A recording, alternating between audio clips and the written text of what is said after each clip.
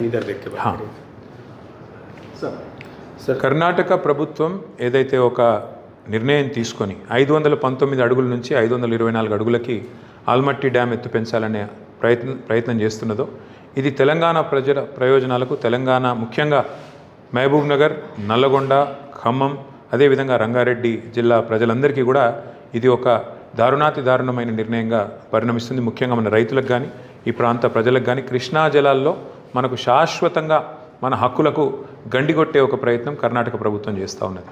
ఇక్కడ వాస్తవం ఏంటి అంటే 70,000 కోట్ల రూపాయలు కేవలం ఒక భూసేకరణ కోసమే కర్ణాటక ప్రభుత్వం మరి ఆల్మట్టి డ్యామ్ ఎత్తు పెంచడానికి నిర్ణయం తీసుకొని 70,000 కోట్ల రూపాయలు ఏదైతే కేటాయించిందో దీనివల్ల శాశ్వతంగా తెలంగాణలో ఒక చుక్క కృష్ణా నీళ్ళు కూడా మనకు అందకుండా పోతుంది. ఇవాళ కర్ణాటకలో ఉన్నది కాంగ్రెస్ ప్రభుత్వం, తెలంగాణలో ఉన్నది కాంగ్రెస్ ప్రభుత్వం. కానీ ఇప్పటి వరకు మన తెలంగాణ ప్రభుత్వానికి కనీసం సోయి కూడా లేదు, ఆలోచన కూడా లేదు. దున్నపోతు మీద వానపడ్డట్టు రేవంత్ రెడ్డి గారు ఇవాళ ఎక్కడో ఢిల్లీలో జల్సాలు చేస్తూ ఇక్కడ కనీసం తెలంగాణ ప్రాంత రైతాంగానికి సంబంధించిన ఇంత ముఖ్యమైన సమస్య విషయంలో స్పందించడం లేదు. పాలమూరు బిడ్డగా చెప్పుకునే రేవంత్ రెడ్డి గారు మరి కేసీఆర్ గారి గవర్నమెంట్లో కట్టిన పాలమూరు రంగారెడ్డి ఎత్తిపోతల పథకం దాదాపు 90% పూర్తయింది. ఇవాళ అక్కడ నీళ్లు లేకపోతే, పైనుంచి నీళ్లు రాకపోతే మనకి ఎక్కడి నుంచి ఆ పాలమూరు రంగారెడ్డి ఎత్తిపోతల పథకం ఫలవంతమవుతుంది? మీరు గొప్పగా పెట్టుకున్న నారాయణపేట కొడంగల్ ఎత్తిపోతల పథకంలో కూడా జూరాలకే నీరు రాకపోతే మీకు ఎక్కడి నుంచి నీళ్ళు వస్తాయి? కాబట్టి ఇకనైనా కళ్ళు తెరవండి, మొద్దు నిద్ర వీడండి, వెంటనే స్పందించండి, కోర్టుకు పోండి. లేదంటే బీఆర్ఎస్ పార్టీ తప్పకుండా ఈ ప్రాంత ప్రజలు మహబూబ్నగర్ కావచ్చు, నల్లగొండ కావచ్చు, ఖమ్మం కావచ్చు, రంగారెడ్డి కావచ్చు, వారందరి తరపున పోరాటానికి నడుం బిగిస్తుంది.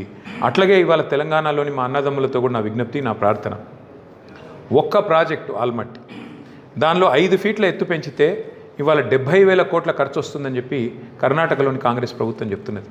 మరి కాళేశ్వరం ప్రాజెక్టు ద్వారా 3 బ్యారేజీలు, 15 రిజర్వాయర్లు, 19 సబ్స్టేషన్లు, 21 పంప్ హౌజులు, అట్లాగే 100 కిలోమీటర్ల సొరంగ మార్గాలు, 1000 కిలోమీటర్ల ప్రవాహ కాలువలు నిర్మించిన మరి తెలంగాణ ప్రభుత్వం కేసీఆర్ గారి నాయకత్వంలో 93,000 కోట్లు ఖర్చు చేస్తే నానా యాగి చేసి, నానా గోల చేసి, ఇదేదో స్కామ్ జరిగిపోయింది, 1,00,000 కోట్ల కుంభకోణం అని చిల్లర మాటలు మాట్లాడిన కాంగ్రెస్ పార్టీ రేవంత్ రెడ్డి నాయకత్వంలో చేసిన చిల్లర ప్రచారాన్ని ఇకనైనా మీరు గమనించండి అని కోరుతా ఉన్నా.